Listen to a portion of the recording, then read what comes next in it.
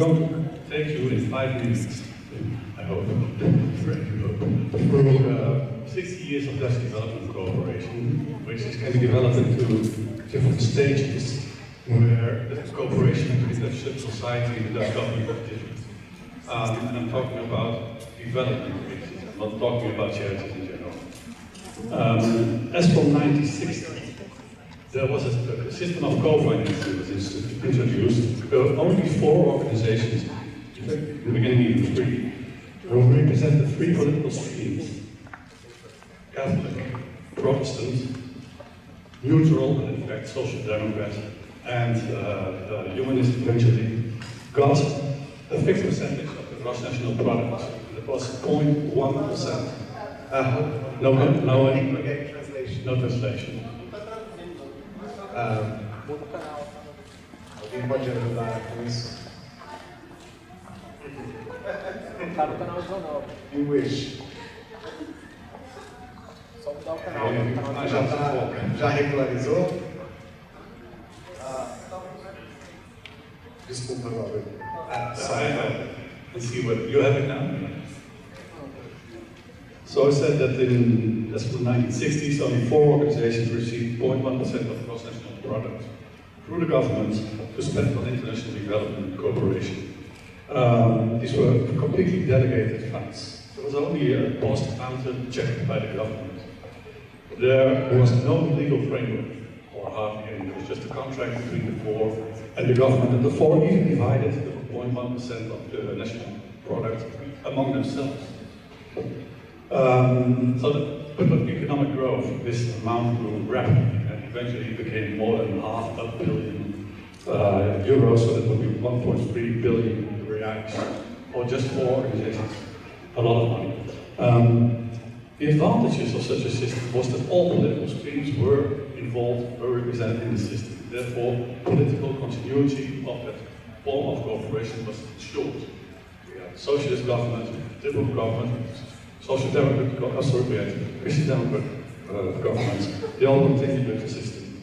It also offered a lot of freedom to the civil society organizations who could spend the money in any country they wanted. There were no limits to the amounts of money given to their partners, and there was a lot of money could be spent on the capacity development and organizational development of the partner organizations in the global south.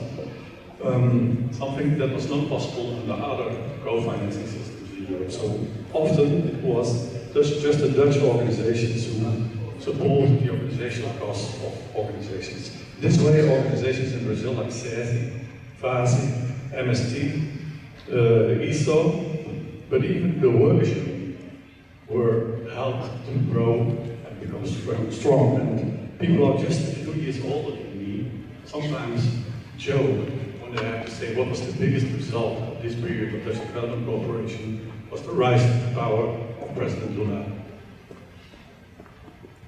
Because the workers' union had been supported so much and had been able to grow. Now the disadvantages of the system was that it was a closed system. It did not allow, it did not take into account the growth of civil society, the diversification of organizations that took place, and especially not the thematic specialization that took place. New organizations who specialized in, for instance, gender or sustainability or economic projects did not have access to the program, but they eventually became much better because more specialized than those 4 big ones. And the fixed percentage of the gross national product with the growth of the economy led to these enormous amounts of money that I mentioned, meaning that the dependency on government funding became enormous for some of the organizations, even up to almost 100%. So in 1998, the system slowly opened up to new factors. In 2002, it became official. Everybody could apply under the co-financing system, but a completely open tender procedure. But this meant that the government had to introduce a new regulatory and then a real regulatory framework. Although, and that may be interesting to know, it did not introduce a framework of its own. It depended on things that were already there. The only thing it did was to check the organizational capacity and track record of the organizations who applied. For the rest, it depended on an existing hallmark on the fundraising side of the work of the Dutch civil society organizations, to avoid that organizations spending too much money on the cost of raising funds, which would go to detriment, of course, of the trust of the general public, eventually. Thirdly, they relied on the quality hallmarks. For instance, the ISO, International Hallmark, ISO 9001, 9002, you had to have such a hallmark in order to be able to receive government funding. The advantages of the new system was that more organizations had access, 80 instead of just 4. Had the opportunity, the advantage of equal opportunities and room for new organizations and new developments. But the disadvantage was that there was less political consumed, because there was much more room for criticism. There was no more, you say, perhaps cooptation. If you look at it from the negative side, there was less liberty for the organizations who were granted a subsidy to follow their own priorities, because government priorities became ever more important. So that created another type of dependency on the government. You had to follow government policy.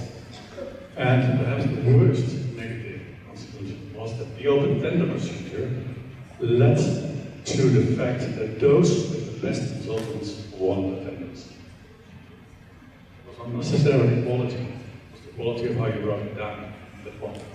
Therefore, our government has decided to open a new form of relationship. They will enter into strategic partnerships with just 25 CSOs as of 2016. And those will concentrate not on poverty eradication anymore, not on concrete projects and programs, but on lobbying and advocacy. Because, it's a trend perhaps for the future, many people in the global West say that in middle-income countries like Brazil, people should be able to take care of themselves. There's a lot of scope, and it was yesterday also in contributions, for the middle to mobilize the middle class to be. There are many corporates who can be, and of course there is a government. We have a government now that is progressive, but that might change somehow in the future. Governments always change, but there is a lot of potential to mobilize these three actors to donate, to take poverty alleviation into your own hands. I'd like to conclude with a few calls for action based on the discussions of yesterday. I hope the Brazilian government will accept the regulatory framework as proposed by civil society, and there are signs that they will. But I also hope that after that, the Brazilian government will have the courage to look beyond that approach, and to look beyond just paying NGOs for services they deliver that fit government policy. I hope that the Brazilian government will have the courage to co-fund Brazilian civil society organizations, also for criticizing the government, for critically following the government. I do an appeal on Brazilian civil society organizations to raise as many funds in their own country as possible. Why? In order to mobilize resources that are there, therefore become independent, hopefully independent eventually of foreign aid, but also to avoid the risk of becoming dependent on your own government, which the changes of government is very risky. I challenge you to show the results. It's very difficult. We in Holland have made a mistake. Recent research has shown that not to show the results of all the work that we and you have done in the past and in the present. We'll be highly criticized for that and are losing public trust, so that's a mistake you really must try to avoid.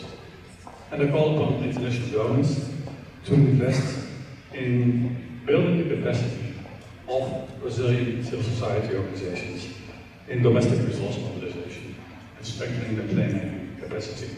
In other words, lobbying advocacy.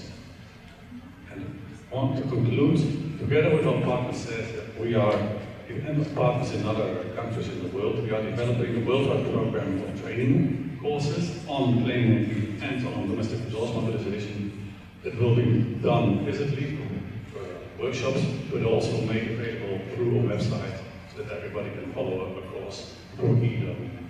So if you want to have more information on the progress of the program, please contact Ciências. Obrigado.